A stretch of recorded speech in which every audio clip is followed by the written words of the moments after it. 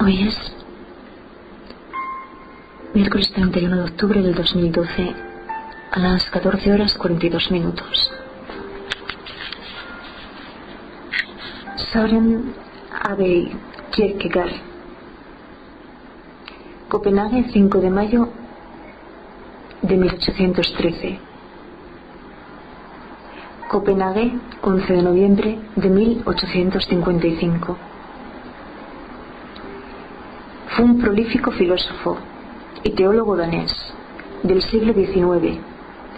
Se le considera el padre del existencialismo por hacer filosofía del sufrimiento y la angustia, tema que retomaría Martin Heidegger y otros filósofos del siglo XX.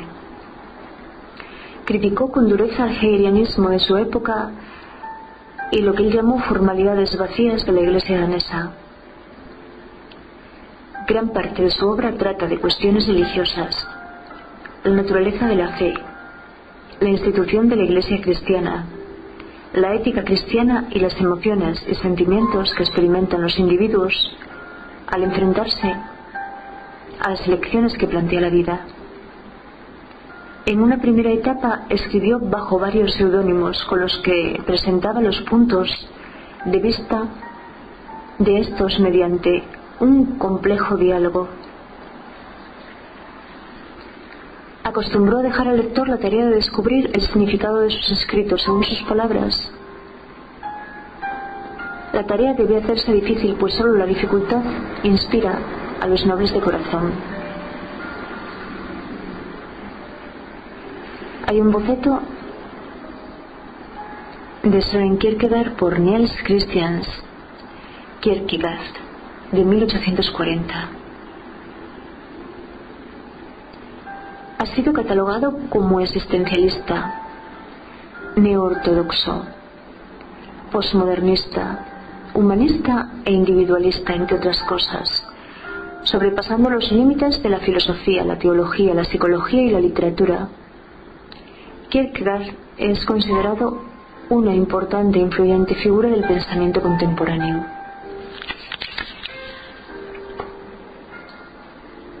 Primeros años. Vida. 1813-1841.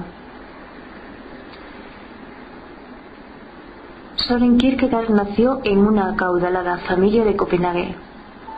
Su padre, Michel Pedersen Kierkegaard, era un hombre muy religioso. Estaba convencido de que se había ganado la ira de Dios y por ello creía que ninguno de sus hijos viviría más allá de la edad de Jesucristo, 33 años. Pensaba que sus pecados, tales como maldecir el nombre de Dios en su juventud y posiblemente embarazar a la madre de Kierkegaard fuera del matrimonio, eran merecedores de ese castigo. Aunque muchos de sus 7 hijos fallecieron jóvenes, su predicción se demostró errónea al superar 2 de ellos dicha edad. En esta temprana introducción a la noción de pecado y en la relación entre padre e hijo radican los fundamentos de gran parte de los trabajos de Kierkegaard, particularmente de temor y temblor, temor y temblor, temor y temblor. Temor y temblor. Es un escrito filosófico publicado en 1843 por Kierkegaard bajo el seudónimo de Johannes de Silentio. El libro empieza con la meditación de Abraham, donde él recibe la misión de Dios de sacrificar a su hijo Isaac, como es descrito en el capítulo 22 del Génesis. Sigue la problemata, donde se plantean 3 preguntas filosóficas que surgen a raíz de la historia de Abraham. ¿Puede Dios alterar el orden ético establecido? Esto es, ¿puede ser considerado bueno el intento de Abraham de sacrificar a su hijo, dado que, a pesar que fue un mandato divino, el sacrificio humano es éticamente inaceptable? ¿Existe una obligación moral absoluta de cumplir con la palabra de Dios? Es defendible desde un punto de vista ético que Abraham quisiera esconder su propósito a Sara, Eleazar e Isaac. En Temor y temblor, Kierkegaard introduce la figura del caballero de la resignación infinita. El caballero de la resignación infinita, quien es capaz de desordenar todo por una gran causa y convivir con el dolor que eso le produzca, en oposición al caballero de la fe, quien no solo renuncia a todo, sino que además confía por la fuerza del absurdo en que volverá a recibirlo de vuelta cuando aprenda a Dios. Para Kierkegaard, la resignación infinita es sencilla y es el estado anterior a la fe, la cual está basada en la creencia y convicción del absurdo, lo cual resulta mucho más difícil de lograr. Esta fe en el absurdo podía verse en Abraham cuando suponía que Dios no iba a permitir que el sacrificio de Isaac se consumara, o que sería resucitado de entre los muertos. Por esta razón, por la fe, Abraham se diferencia del asesino. Al final del relato del Génesis 22, Dios detiene a Abraham en el último momento. Un carnero se cruza en su camino y lo sacrifica, interpretando esta aparición como una señal divina, en vez de sacrificar a su hijo. Caballero de la resignación infinita, caballero de la fe.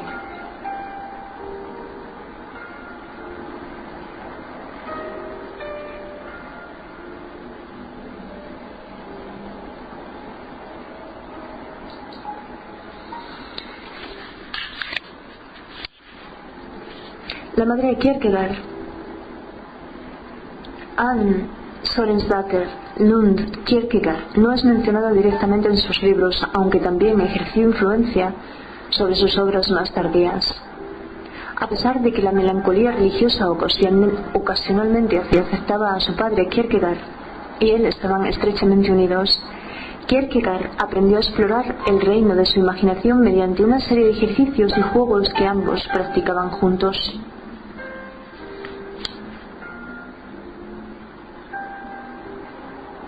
El padre de Kierkegaard murió el 9 de agosto de 1838 a la edad de 82 años. Antes de su fallecimiento le pidió a Soren que se hiciera pastor. La vida religiosa de su padre había influido profundamente en Soren y se sintió obligado a cumplir su deseo.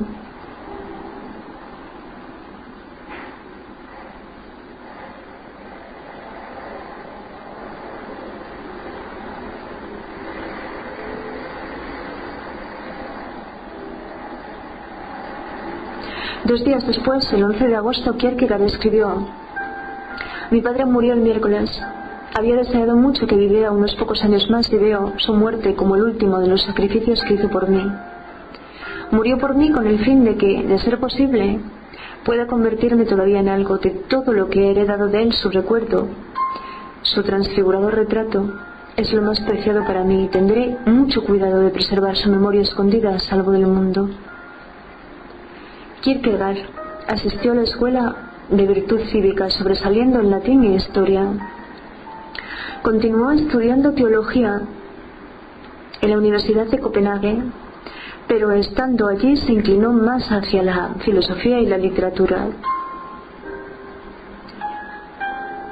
En la universidad, Kierkegaard escribió su disertación sobre el concepto de ironía en constante referencia a Sócrates,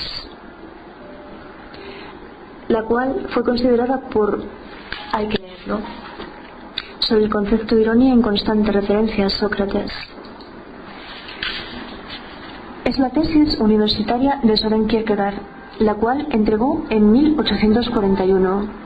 Esta tesis es la culminación de 3 años de extenso estudio de Sócrates desde los puntos de vista de Jenofonte, Aristófanes y Platón. El trabajo trataba la ironía y particularmente la ironía socrática. Kierkegaard se refiere al retrato que hace Aristófanes de Sócrates en su obra Las nubes.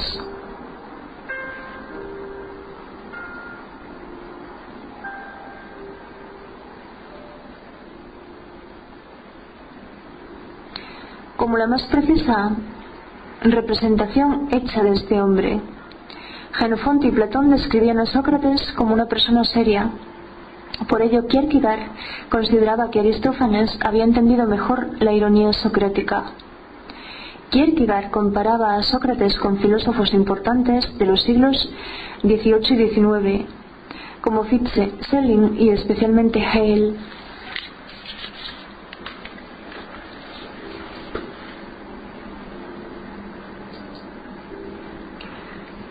La cual fue considerada por los expertos de la universidad como un trabajo notable y bien pensado, aunque mencionaron que se excedía ligeramente en lo literario para ser una tesis filosófica. Kierkegaard se graduó el 20 de octubre de 1841 con un Magistri Artium que hoy en día correspondería a un PhD.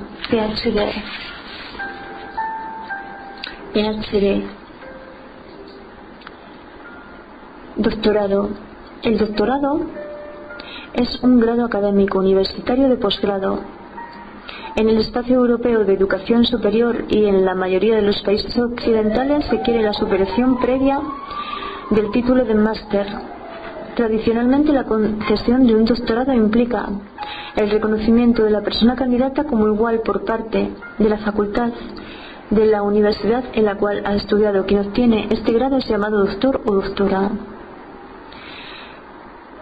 Con la herencia familiar, Kierkegaard pudo financiar su educación, sus gastos y varias publicaciones de sus primeras obras. Regine Olsen, la musa de la suicidación, 1837-1841. Otro importante aspecto en la vida de Kierkegaard, quizá el que mayor influencia ejerció en su obra, fue la ruptura de su compromiso con Regine Olsen, 1822-1904.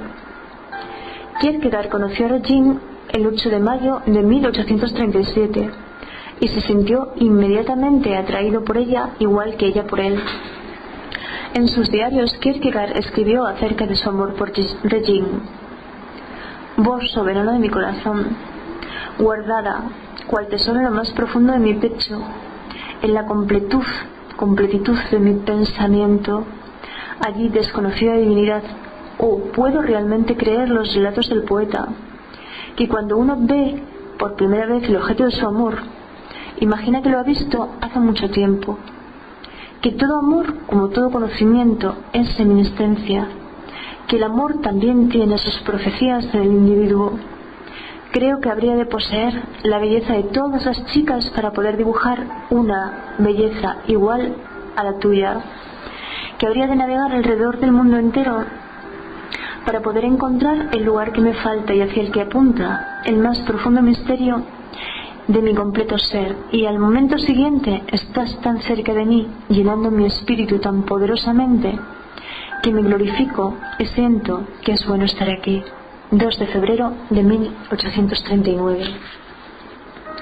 El 8 de septiembre de 1940, Kierkegaard se declaró formalmente a Regine. Sin embargo, pronto se sintió desilusionado y receloso con respecto al matrimonio. Menos de un año después de haber propuesto el enlace, lo rompió, el 11 de agosto de 1841. En sus diarios, Kierkegaard menciona la creencia de que su melancolía le hace inválido para el matrimonio, pero el motivo concreto de su ruptura sigue sin estar claro. En general se cree que los dos estaban profundamente enamorados, quizás incluso después de que ella se casara con Johann Friedrich Schlegel, 1817-1896. Un prominente funcionario. No debe ser confundido con el filósofo alemán Friedrich von Schlegel. En general su contacto se limitó a encuentros casuales en las calles de Copenhague. Sin embargo, algunos años después, Kierkegaard llegó a pedir al marido de Regine permiso para hablar con ella, pero Schlegel se lo negó. Regine, que lo amó mucho, quedó resentida con él para siempre por la incomprensible ruptura. Poco después, la pareja abandonó el país tras haberse producido el nombramiento de Schlegel como gobernador de las Indias occidentales danesas, pero cuando Regine volvió, Kierkegaard había muerto. Para cuando Regine volvió. Kierkegaard había muerto.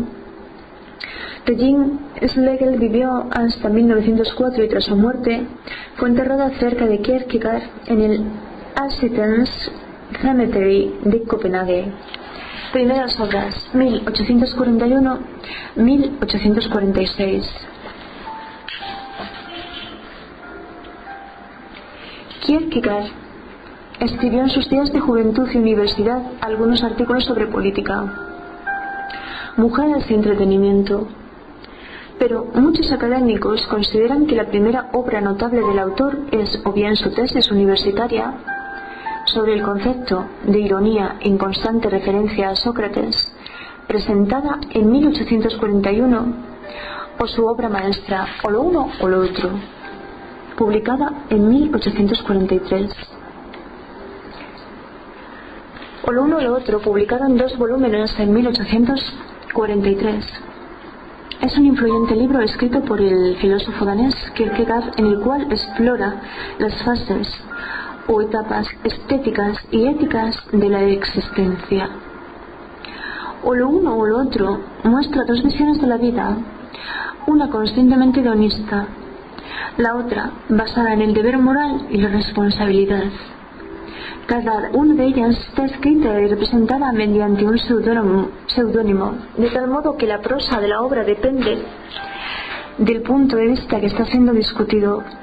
Por ejemplo, la visión estética de la vida está escrita en la forma de un breve ensayo con poéticas, alegorías y alusiones. Se tratan temas estéticos tales como la música, la seducción, el drama y la belleza. La visión ética de la vida está escrita en 2 largas cartas con una prosa más argumentativa y contenida, siendo discutidas la responsabilidad moral, la autorreflexión humana y el matrimonio.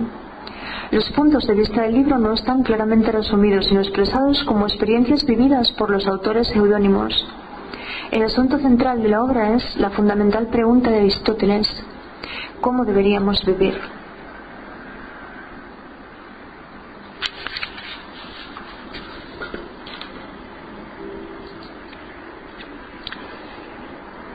En cualquier caso, ambas criticaron a importantes figuras del pensamiento filosófico occidental, a Sócrates y a Hegel respectivamente. Exhibieron el estilo de escribir único de Kierkegaard y mostraron madurez con respecto a obras iniciales. O lo uno o lo otro fue escrita principalmente durante la estancia de Kierkegaard en Berlín y acabada en el otoño de 1842. En el mismo año de 1841, Kierkegaard descubrió que Regine se había prometido con Schlegel. Ello le afectó profundamente a él y a sus siguientes obras. De una parte de Temor y Temblor, publicado a finales de 1843, puede interpretarse que Kierkegaard espera que mediante un acto divino Regine vuelva a él. Repetición, publicada el mismo día que Temor y Temblor, trata acerca de un joven caballero que deja a su amada. Varios otros trabajos de este periodo contienen matices semejantes relacionados con su situación personal. Repetición. Otras obras importantes de esta época se centran en la crítica de Georg Wilhelm Friedrich Hegel y conforman una base para la psicología existencial. Migajas filosóficas.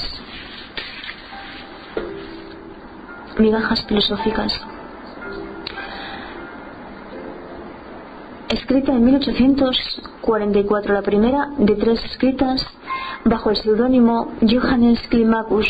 El libro trata de cuestiones epistemológicas, como de qué forma se adquiere el conocimiento, y Climacus discute cómo las teorías de la reminiscencia socrática y la divinidad cristiana pueden informar al aprendiz de la verdad. Al mismo tiempo es un importante texto precursor de la filosofía existencialista. Al igual que muchas otras obras, no se tradujo al alemán y al inglés hasta varias décadas después de la muerte de Kierkegaard, pero se convirtió en una obra destacada. El concepto de la angustia y etapas en el camino de la vida tratan acerca de los pensamientos y sentimientos a los que un individuo puede enfrentarse en la vida. Quizá el más audaz ataque al hegelianismo se da en apostilla conclusiva, no científica, a las migajas filosóficas, en el que discute la importancia de la subjetividad individual como verdad y contesta la afirmación hegeliana de que todo lo racional es real y todo lo real es racional. La mayoría de obras de este periodo fueron de naturaleza filosófica y se escribieron bajo seudónimos y de modo indirecto, representando varios puntos de vista y modos de vida. En cualquier caso, Kierkegaard también publicó discursos teológicos escritos bajo su propio nombre. Kierkegaard escribió estos discursos para clarificar aspectos filosóficos de las obras escritas bajo seudónimos, para discutir aspectos teológicos de estas y para edificar al lector. El asunto del corsario, 1845-1846. El 22 de diciembre de 1845, Peter Ludwig Müller publicó un artículo criticando etapas del camino de la vida. El artículo hacía un resumen negativo de etapas, pero mostraba poco entendimiento de la obra. Müller también contribuyó en El Corsario, una revista danesa que ridiculizaba a gente de la clase alta. Kierkegaard respondió con el fin de defender su obra, de ridiculizar a Müller y de desestimar la revista, provocando de este modo la ira del editor, Meir Aaron Goldsmith. Los únicos dos artículos que Kierkegaard escribió en respuesta a Müller fueron Actividad de un esteta ambulante y El resultado dialéctico de un asunto de política literaria. En el primero se centraba en insultar a Müller y en responder a su crítica. El segundo era un ataque al corsario en el que Kierkegaard pedía abiertamente el ser satirizado. Con una publicación como El Corsario, que hasta ahora ha sido leída por muchas y todo tipo de personas, y el resultado del que ha disfrutado esencialmente ha sido el de ser ignorada, despreciada y nunca respondida, la única cosa que restaría para expresar su calidad literaria y moral, reflejada en la inversión que esta publicación con exigua actitud y extremado esfuerzo ha buscado hacer, sería que alguien inmortalizado y elogiado por esta publicación pidiera ser insultado por la misma. ¿Podría yo pedir ser insultado? El daño personal de ser inmortalizado por el corsario es simplemente demasiado. Søren Kierkegaard, El resultado dialéctico de un asunto de política literaria. A lo largo de los siguientes meses, el corsario aceptó el ofrecimiento de Kierkegaard de ser insultado y desencadenó una serie de ataques en los que se burlaban de su apariencia, su voz y sus costumbres. Durante meses fue acosado en las calles de Dinamarca. En una entrada de diario, en 1846, Kierkegaard hace una larga y detallada explicación de su ataque a Müller y el corsario, y también cuenta que este ataque lo hizo abandonar su actividad como escritor. Los días de mi autoría han pasado, alabado sea Dios. Se me ha otorgado la satisfacción de haceros concluir por mí mismo, al haber entendido cuándo era apropiado ponerles fin, y justo después de la publicación de o lo uno o lo otro, lo cual agradezco a Dios. Esto, una vez más, no es como la gente lo vería, aunque en un par de palabras podría probar que es así. Conozco bastante bien mi obra y la veo en orden, pero me ha dolido.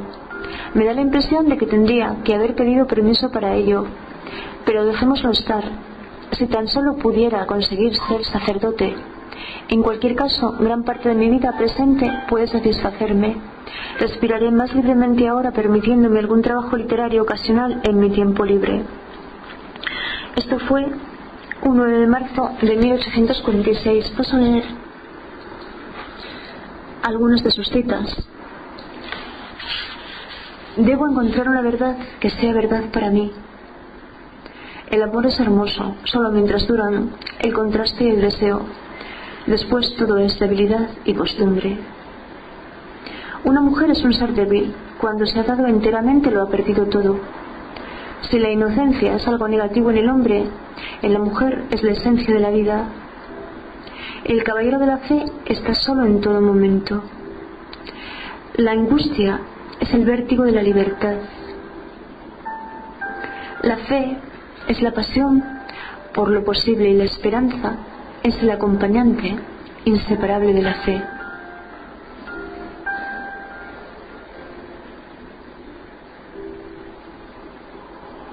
La vida no es un problema que tiene que ser resuelto, sino una realidad que debe ser experimentada. La vida solo puede ser comprendida hacia atrás, pero únicamente puede ser vivida hacia adelante. Si te casas lo lamentarás, si no te casas también lo lamentarás. El tirano muere y su reino termina. El mártir muere y su reino comienza. Dejemos con toda libertad a los sabios el privilegio de no contradecirse nunca. Así como el animal en cautividad recorre a diario la jaula para desentumecer sus patas, o mide la longitud de su cadena, así mido yo la longitud de la mía, remontándome hasta la muerte para desentumecer mis miembros y hacer más llevadera la vida. En diario íntimo. Qué irónico es que precisamente por medio del lenguaje un hombre pueda degradarse por debajo de lo que no tiene lenguaje. Dejemos con toda tranquilidad a la gente sabia el orgullo de no caer nunca en contradicción. El diario de un seductor. Segundo periodo. 1846-1853. Mientras que sus primeras obras se centraron en Hegel, los posteriores trataron la hipocresía del cristianismo. Es importante señalar que con cristianismo Kierkegaard no se refería al cristianismo en sí mismo, sino más bien a la Iglesia y a la religión que ejercía en la práctica su sociedad. De hecho, en su ejercitación del cristianismo nos invita a una práctica de un cristianismo personal bien diferenciado de la cristiandad como iglesia establecida. Tras el incidente del corsario, Kierkegaard se interesó por el público y la interacción del individuo con él. Su primera obra en este periodo de su vida fue una reseña literaria y constituyó una crítica a dos épocas, traducida a veces como dos generaciones, escrita por Thomas Saint Christian, Gyllenburg, Ehrensvärd. Después de esta crítica, Kierkegaard hizo varias observaciones agudas acerca de la naturaleza de la generación actual y su desapasionada actitud ante la vida.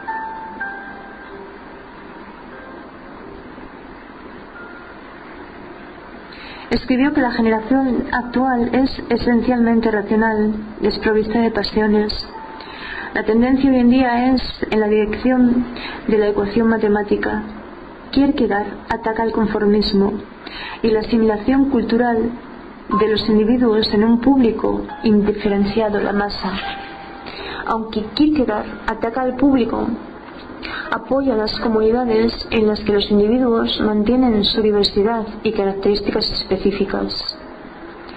Otras obras siguen centrándose en la superficialidad de la masa que limita y reprime al individuo. El libro sobre Adler trata acerca de la declaración del pastor Adolf Peter Adler de haber tenido una revelación sagrada y haber sido condenado al ostracismo como consecuencia de ello. Como parte de su análisis del público, Kierkegaard señaló la decadencia de la Iglesia cristiana, especialmente la Iglesia del pueblo danés. Kierkegaard creía que el cristianismo había perdido el camino de la fe cristiana. El cristianismo en ese periodo no hacía caso, malinterpretaba o hacía falsa alabanza a la doctrina cristiana original. Kierkegaard sentía que era su deber en ese momento en informar a otros acerca de las sombras de la llamada vida cristiana. Escribió varias críticas al cristianismo contemporáneo, tales como Discursos cristianos, las obras del amor y discursos edificantes. La enfermedad mortal es una de las más conocidas de esta época, y aunque algunos filósofos y psicólogos ateos contemporáneos desestimaron lo que Kierkegaard sugería que era la fe, su análisis de la naturaleza de la angustia existencial es una de las más importantes aportaciones en la materia e influenció posteriores conceptos filosóficos tales como la culpa existencial de Heidegger y la mala fe de Sartre. Alrededor de 1848, Kierkegaard comenzó un ataque literario hacia la Iglesia del pueblo danés con libros como Práctica del cristianismo, para la autoexaminación y juzgad vosotros mismos, en el que trata de exponer la verdadera naturaleza del cristianismo con Jesús como su modelo. Ataque a la iglesia danesa. 1854-1855. Los últimos años de Kierkegaard se caracterizaron por un ataque continuado y rotundo a la iglesia del pueblo danés mediante artículos publicados en La Patria y una serie de panfletos publicados por él mismo titulada El Momento. Kierkegaard se decidió a actuar inicialmente tras una charla del profesor Hans Lassen Martensen en la que éste llamaba a su recientemente fallecido predecesor el obispo Jacob P. Münster, un testigo de la verdad, uno de los auténticos testigos de la verdad. Kierkegaard sentía afecto por Münster, pero consideraba que su concepción del cristianismo era propia del interés del hombre, más que del interés de Dios, y para él, en ningún modo, era la vida de Münster comparable a aquella de un testigo de la verdad. Antes de que fuera publicado el 10º capítulo del Momento, Kierkegaard se desmayó en la calle y fue llevado a un hospital. En él estuvo durante un mes, durante el que rechazó recibir asistencia de un pastor a quien Kierkegaard consideraba un mero funcionario y no un siervo de Dios. Dijo a Emil Wesen, un amigo de la infancia que era pastor y que mantuvo numerosas conversaciones con Kierkegaard, que su vida había sido de gran y desconocido sufrimiento y que lo que a otros les había parecido vanidad no había sido tal. Kierkegaard murió en Friedrichs Hospital tras haber permanecido allí aproximadamente un mes, posiblemente por complicaciones derivadas de una caída desde un árbol cuando era niño. Fue enterrado en el Assistens Cemetery en la zona de Norrebro de Copenhague. En el funeral de Kierkegaard, su sobrino Henrik Lund protestó por el hecho de que su tío estuviera siendo enterrado por la iglesia oficial, aun cuando él había dejado claro en vida que quería alejarse de ella. Lund fue posteriormente multado por ello.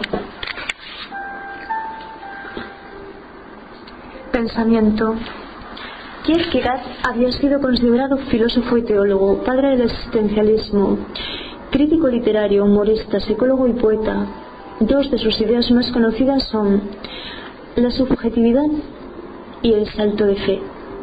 El salto de fe es su concepción de cómo un individuo cree en Dios o cómo una persona actúa en el amor. No es una decisión racional, ya que trasciende la racionalidad en favor de algo más extraordinario, la fe. Además, consideraba que tener fe era al mismo tiempo tener dudas. Así, por ejemplo, para tener fe verdadera en Dios, uno también tendría que dudar de su existencia. La duda es la parte racional del pensamiento de la persona. Sin ella la fe no tendría una sustancia real. La duda es un elemento esencial de la fe, un fundamento. Dicho de otro modo, creer o tener fe en que Dios existe sin haber dudado nunca de tal existencia no sería una fe que mereciera la pena tener. Por ejemplo, no requiere fe el creer que un lápiz o una mesa existen, puesto que uno los puede ver y tocar. Del mismo modo, creer o tener fe en Dios es saber que no hay un acceso perceptual ni de ningún otro tipo a Él, y aún así tener fe. Kierkegaard también resaltó la importancia del yo, así como la relación entre el yo y el mundo, fundamentado en la reflexión y la introspección del yo. Argumentó en la postilla conclusiva no científica a las migajas filosóficas que subjetividad es verdad y verdad es subjetividad. Esto tiene que ver con la distinción entre lo que es objetivamente cierto y la relación subjetiva de un individuo, como la indiferencia o el compromiso, con esa verdad. La gente que en algún sentido cree las mismas cosas puede tener relaciones bastante distintas con esas creencias. Dos individuos pueden creer que hay mucha gente pobre que necesita ayuda, pero puede que este conocimiento solo lleve a uno de ellos a ayudar a los pobres. En cualquier caso, Kierkegaard discute principalmente la subjetividad en relación con los asuntos religiosos. Como ya se ha mencionado, argumenta que la duda es un elemento de la fe y que es imposible conseguir ninguna certeza objetiva acerca de doctrinas religiosas tales como la existencia de Dios o la vida de Jesucristo. Lo máximo que uno puede esperar sería la conclusión de que es probable que las doctrinas religiosas sean ciertas, Pero si una persona creyera estas doctrinas solo en el grado en que es probable que sean ciertas, él o ella en absoluto, sería verdaderamente religioso. La fe consiste en la relación subjetiva de total compromiso con tales doctrinas.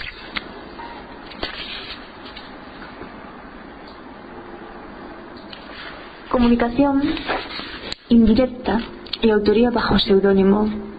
La mitad de la obra de Kierkegaard fue escrita utilizando diversos seudónimos que él mismo creó para representar distintas formas de pensar. Esto formaba parte de la comunicación indirecta de Kierkegaard, según varios pasajes de sus obras y diarios, tales como el punto de vista de mi obra como autor. Kierkegaard escribió de este modo con el fin de evitar que su obra fuera tratada como un sistema filosófico, como una estructura sistemática. En el punto de vista, Kierkegaard escribió: en las obras escritas bajo seudónimo no hay ni una sola palabra que sea mía. La única opinión que tengo sobre esas obras es la que puedo formarme como tercera persona. Ningún conocimiento acerca de su significado, aparte de como lector, ni la más mínima relación privada con ellas. Kierkegaard utilizaba la comunicación indirecta para hacer difícil el saber si él defendía realmente los puntos de vista representados en su obra. Esperaba que los lectores simplemente leyeran las obras tal y como eran, sin atribuirles algún aspecto de su vida. Kierkegaard tampoco quería que sus lectores trataran sus obras como un sistema autoritario, sino que trataran de interpretarlas por ellos mismos. Los primeros estudiosos de Kierkegaard, como Adorno, no dieron importancia a las intenciones de Kierkegaard y defendieron que toda obra de Kierkegaard debería ser entendida como las opiniones personales y religiosas del autor.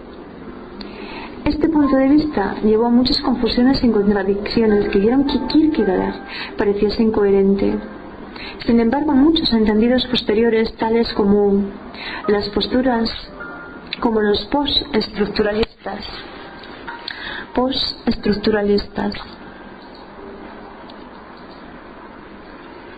Bueno, el término postestructuralismo describe una variedad de investigaciones realizadas principalmente en Francia que emergieron a mediados de finales de los 60 para poner en tela de juicio la primacía del estructuralismo en las ciencias humanas: antropología, historia, crítica literaria.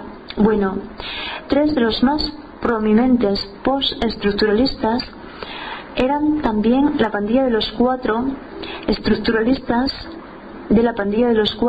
estructuralistas por excelencia: Jacques Lacan, Michel Foucault, Roland Barthes, Claude Lévi-Strauss, Jacques Derrida, Gilles Deleuze y Julia Kristeva son también considerados como postestructuralistas prominentes. Crítica inicial, pero bueno, ¿y quiénes son? El énfasis, bueno, hay que leerlo. El término es problemático porque las relaciones entre los trabajos de los académicos, generalmente catalogados como postestructuralistas, quienes casi por regla general no se identifican de esa manera, son debatidas y no existe un grupo de trabajos al que todos se refieran como doctrina común. A diferencia del estructuralismo, en el que el trabajo de Claude Lévi-Strauss era una referencia común, el postestructuralismo quizá encuentre sustancia en el hecho de que muchos de sus trabajos prominentes fueron desarrollados por autores cercanos al estructuralismo. Bueno, bien.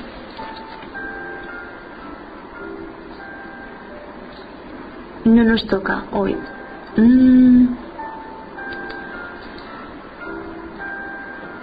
Sin embargo, muchos entendidos posteriores, tales como los postestructuralistas, han respetado las intenciones de Kierkegaard e interpretado su obra atribuyendo los textos escritos bajo seudónimo a los respectivos autores. Víctor Eremita. Los seudónimos más importantes utilizados por el filósofo en orden cronológico: Víctor Eremita, editor de O lo uno o lo otro. A. Escritor de muchos artículos de Lo uno o lo otro. Jude William, autor de Refutaciones o lo uno o lo otro.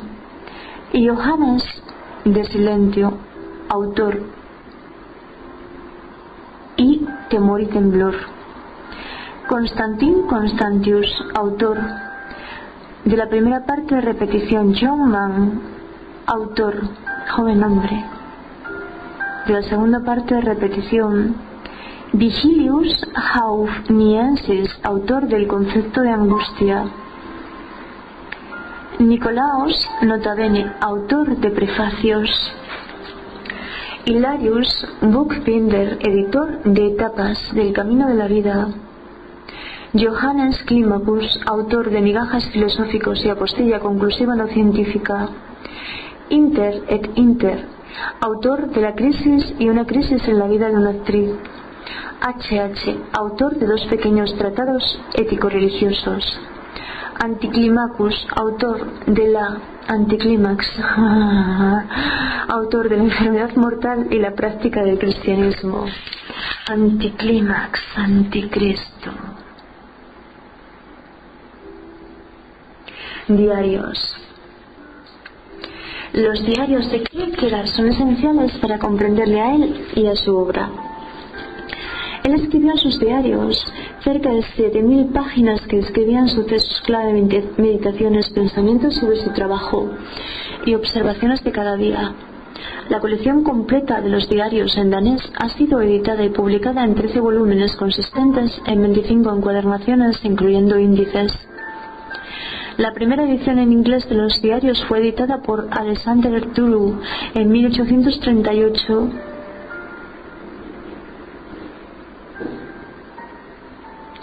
Sus diarios revelaron muchas facetas distintas de Kierkegaard y de su obra y ayudaron a entender muchas de sus ideas. El estilo de sus diarios es de los más elegantes y poéticos de todos sus escritos.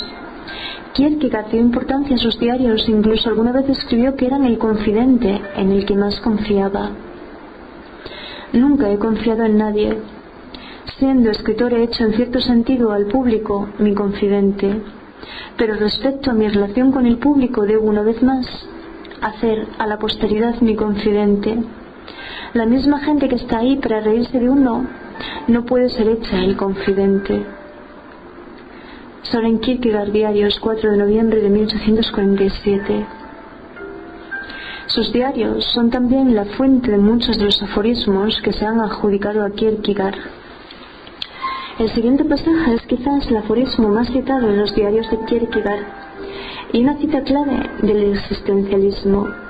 El asunto es encontrar una verdad que sea cierta para mí, encontrar la idea por la cual yo sea capaz de vivir y de morir. El siguiente pasaje es quizá el aforismo más citado de los diarios de Kierkegaard y una cita clave del existencialismo.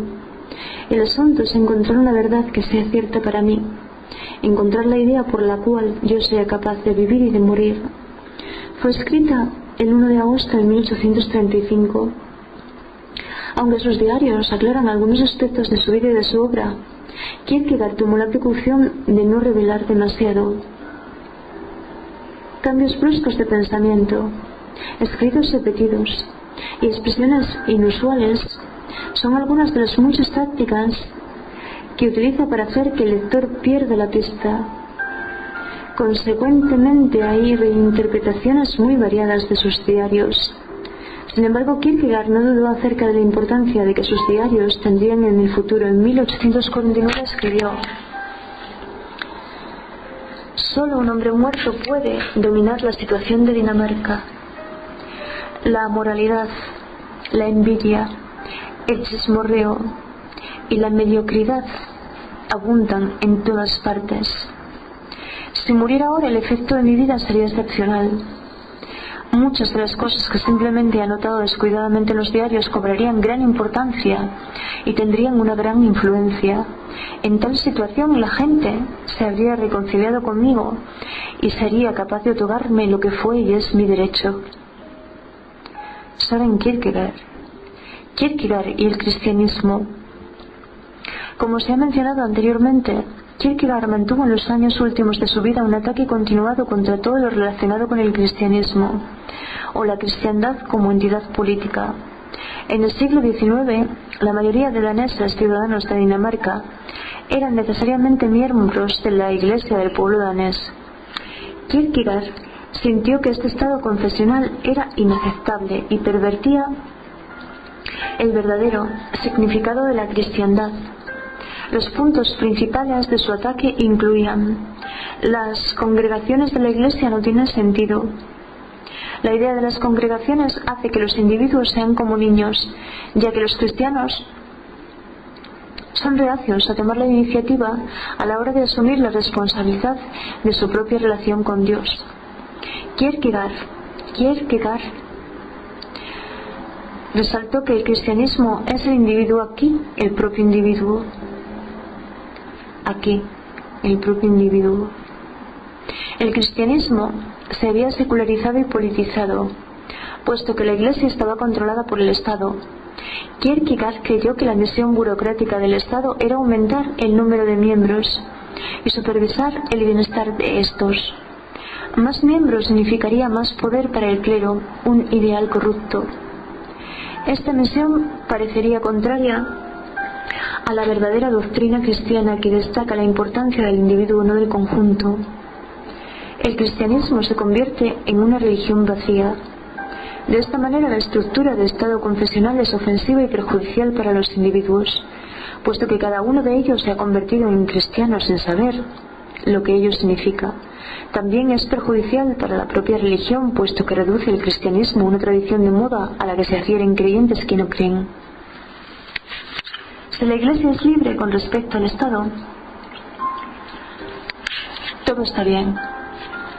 Puedo adaptarme a esta situación inmediatamente, pero si la Iglesia va a emanciparse del Estado, entonces debo preguntar: ¿cómo? ¿De qué manera?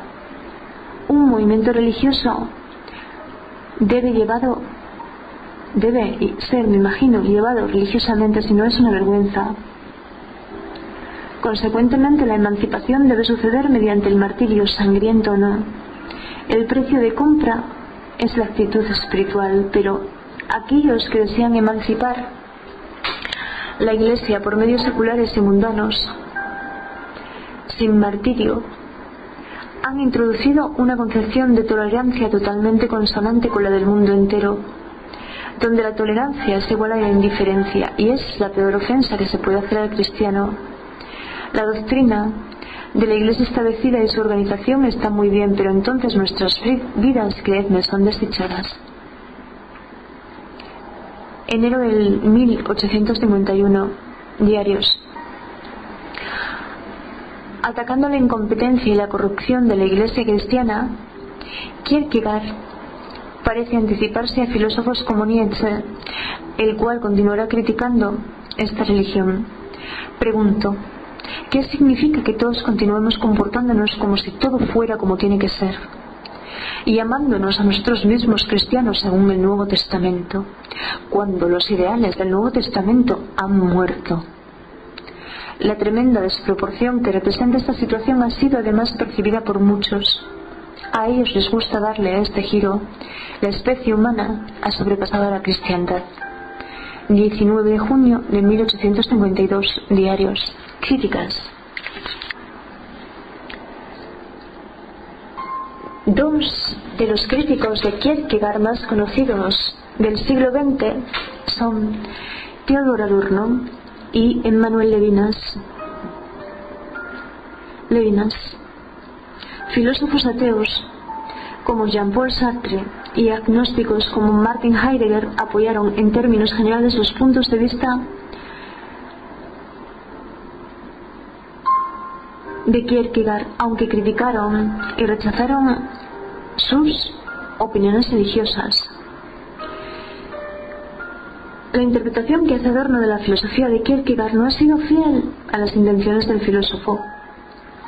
Un crítico de Adorno dice que su libro Kierkegaard, Construcción de la Estética, es el libro más irresponsable nunca escrito sobre Kierkegaard, porque Adorno toma los seudónimos de Kierkegaard literalmente y construye una filosofía entera sobre el autor que le hace parecer incoherente e ininteligible. Esto es como confundir a William Shakespeare con Otelo y a Dostoyevsky con Raskolnikov. Otro crítico dice que Adorno se encuentra lejos de las traducciones e interpretaciones más creíbles que tenemos hoy de las obras de Kierkegaard. El ataque principal de Levinas a Kierkegaard se centra en sus etapas éticas y religiosas, especialmente en Temor y Temblor. Levinas critica el salto de fe diciendo que esta suspensión de lo ético y salto a lo religioso es un tipo de violencia. La violencia kierkegaardiana empieza cuando la existencia es forzada a abandonar la fase ética para embarcar en la vida, en la religiosa, el dominio de la creencia. La creencia ya no busca justificación externa, incluso internamente, combina comunicación y aislamiento. La creencia ya no busca justificación externa, incluso internamente combina comunicación y aislamiento, y por tanto violencia y pasión. Este es el origen de la relegación del fenómeno ético a un segundo nivel y el desprecio del fundamento ético del ser humano que ha llevado por medio de Nietzsche a la amoralidad de las filosofías recientes. Levinas señala a la creencia cristiana de que fue Dios quien primero mandó a Abraham sacrificar a Isaac y que fue un ángel que dijo que parase. Si Abraham hubiera estado realmente en el dominio de lo religioso, no habría escuchado al ángel y debería haber matado a Isaac. La ética trascendente parece una treta para excusar a los que serían asesinos de sus crímenes, y ello es inaceptable. En lo referente al punto de vista religioso de Kierkegaard, Sartre ofrece el siguiente argumento contra la existencia de Dios. Si la existencia precede a la esencia, se deduce el significado de término sensible, que un ser sensible no puede ser completo o perfecto, en el ser y la nada. La expresión de Sartre es que Dios sería un por soi, un ser por sí mismo, una consciencia, cuando es también en soi, un ser en sí mismo, una cosa, lo cual es una contradicción en los términos. Sartre coincide con el análisis de Kierkegaard, según el cual Abraham experimenta ansiedad. Sartre la llama angustia, pero no está de acuerdo con el hecho de que fuera Dios el que dijo que matara a Isaac. En existencialismo es humanismo, dice: el hombre que miente para excusarse diciendo todo el mundo no lo hará, debe tener la conciencia intranquila, pues el acto de mentir implica el valor universal que niega. Por su disfraz, su angustia se revela a sí misma. Esta es la angustia que Kierkegaard llama la angustia de Abraham. Usted ya conoce la historia. Un ángel mandó a Abraham que sacrificase a su hijo. La obediencia era obligada. Serialmente era un ángel quien apareció y dijo: tú, Abraham, debes sacrificar a tu hijo. Pero cualquiera en este caso se habría preguntado primero si era realmente un ángel y segundo, si uno mismo es realmente Abraham. ¿Dónde están las pruebas? Cierta mujer loca que sufría de alucinaciones decía que había gente que la llamaba y le daba órdenes. El doctor le preguntó: ¿pero quién es esa persona que le llama? Y ella dijo: dice que es Dios. Y de hecho, ¿qué podía demostrarle a ella que era Dios? Si me aparece un ángel, ¿cuál es la prueba de que es un ángel? Os digo voces: ¿quién puede probar que proceden del cielo y no del infierno, o de mi propio subconsciente o alguna patología? ¿Quién puede probar que realmente se dirigen a mí? Sartre: existencialismo es humanismo. En opinión de Kierkegaard, la certeza de Abraham tenía su origen en esa voz interior que no puede ser mostrada a otra persona. El problema aparece tan pronto como Abraham quiere ser entendido. Para Kierkegaard, toda prueba externa o justificación está simplemente fuera del sujeto. La prueba de Kierkegaard de la inmortalidad del alma, por ejemplo, radica en el hecho de que uno desea vivir para siempre. Influencia y recepción. Las obras de Kierkegaard no estuvieron ampliamente disponibles hasta varias décadas después de su muerte. En los años inmediatamente posteriores a esta, la Iglesia del Pueblo Danés, una institución de gran importancia en aquella época, rechazó su obra e instó a otros daneses a hacer lo mismo. Además, la oscuridad de la lengua danesa en comparación con el alemán, el francés y el inglés hizo casi imposible que Kierkegaard tuviera lectores no daneses. El primer académico que prestó atención a Kierkegaard fue su compatriota George Brandes, que publicó en alemán y en danés. Brandes dio las primeras conferencias sobre Kierkegaard y ayudó a que el resto de Europa conociese al filósofo. En 1837 Brandes publicó el primer libro sobre la filosofía y la vida de Kierkegaard. El dramaturgo Henrik Ibsen se interesó por Kierkegaard y presentó su obra al resto de Escandinavia.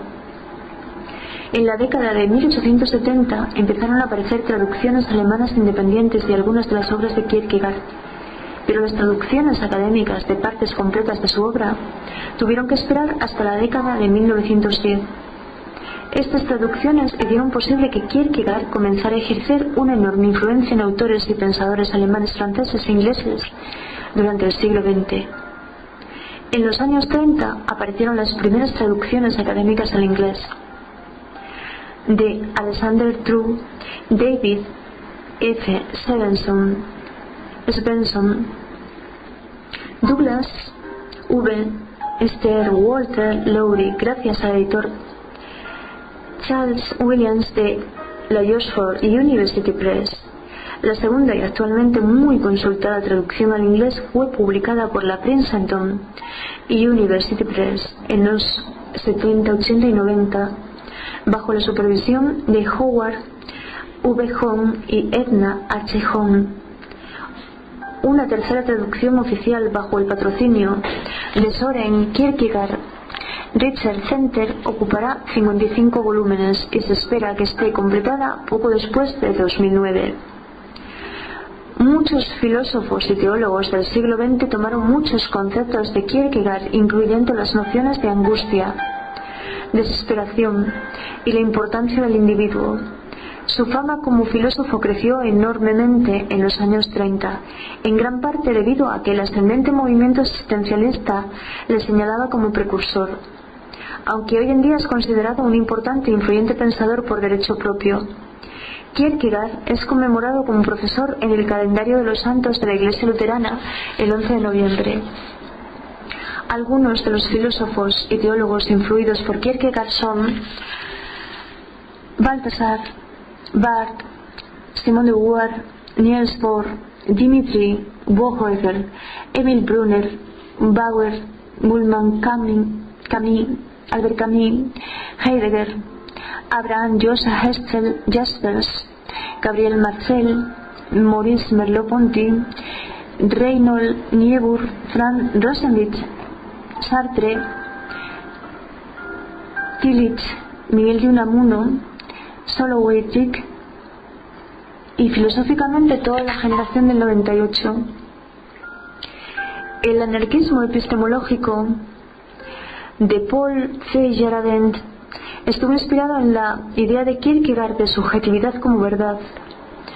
Ludwig Wittgenstein estuvo muy influenciado por Kierkegaard, hacia el que demostró su respeto y del cual declaró: es demasiado profundo para mí. Me desconcierta sin lograr los buenos efectos que lograría en almas más profundas. Karl Popper se refirió a Kierkegaard como el gran reformador de la ética cristiana, el que mostró la moralidad oficial cristiana de su tiempo como hipocresía anticristiana y antihumanitaria. Filósofos contemporáneos como Levinas, Gadamer, Derrida, Habermas, McIntyre, Rorty, aunque han sido a veces muy críticos, también han adaptado algunos de los puntos de vista de Kierkegaard. Jerry Fodor ha escrito que Kierkegaard fue un maestro y jugaba fuera de la liga en la que jugamos el resto de nosotros, filósofos. Kierkegaard también tuvo una considerable influencia en la literatura del siglo XX. Algunos de los autores en los que más influyó fueron Oden, Borges, Hess, Kafka, Lodge, O'Connor, Percy, Rilke, Updike. Kierkegaard también tuvo una profunda influencia en la psicología. y se puede considerar el fundador de la psicología cristiana y de la terapia y las psicologías existenciales. Entre los psicólogos y terapeutas existencialistas, a menudo llamados humanistas, se encontraban Binswanger, Frank, Fromm, Rogers, Roy May. May basó su libro El significado de la ansiedad en el concepto de la ansiedad de Kierkegaard. La obra de Kierkegaard, Dos épocas, ofrece una interesante crítica a la modernidad. Kierkegaard también es considerado un importante precursor del posmodernismo. En la cultura popular, el sujeto de programas de radio y televisión. En 1984, un documental de 6 partes presentado por Don Kupit centró una de ellas en Kierkegaard, mientras que en Jueves Santo de 2008 Kierkegaard fue el tema de discusión del programa de la BBC Radio 4 presentado por Melvin Bragg in Our Time. También en la obra Tiempo Mexicano del escritor mexicano Carlos Fuentes se hace referencia a Kierkegaard en el primer capítulo titulado Kierkegaard en la zona rosa. Kierkegaard predijo su fama póstuma y vaticinó que su obra se convertiría en objeto de intenso estudio e investigación. En sus diarios escribió: lo que la época necesita no es un genio, ha tenido suficiente, sino un mártir, el cual, con el fin de enseñar a los hombres a obedecer, sea obediente hasta la muerte. Lo que la época necesita es despertar, y por tanto algún día no solo mis escritos, sino mi vida entera, todo el intrigante misterio de la máquina, serán estudiados y estudiados. Nunca olvido cómo Dios me ayuda y es por tanto mi último deseo que todo pueda ser en su honor. 20 de noviembre de 1847.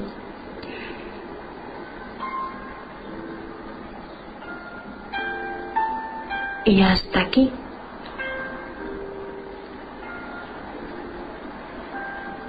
Aunque 1841, sobre el concepto de ironía en constante referencia a Sócrates.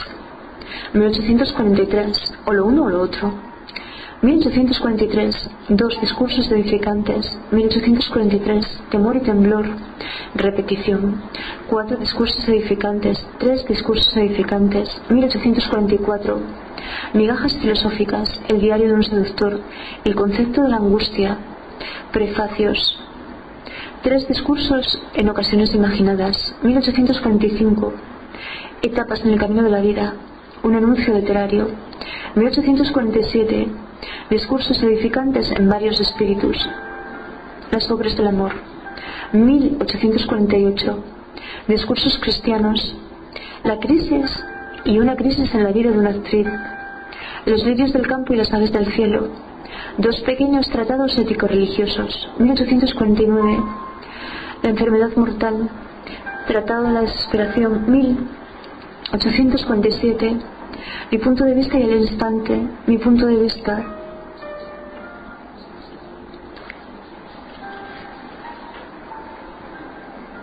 Expone su punto de vista de la religión, la caída estética y la forma antes que el contenido.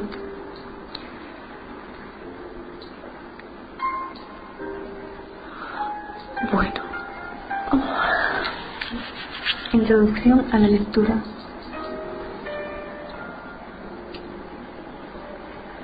El universo Kierkegaard. Hay aquí una página muy buena que la leeré también en otro momento.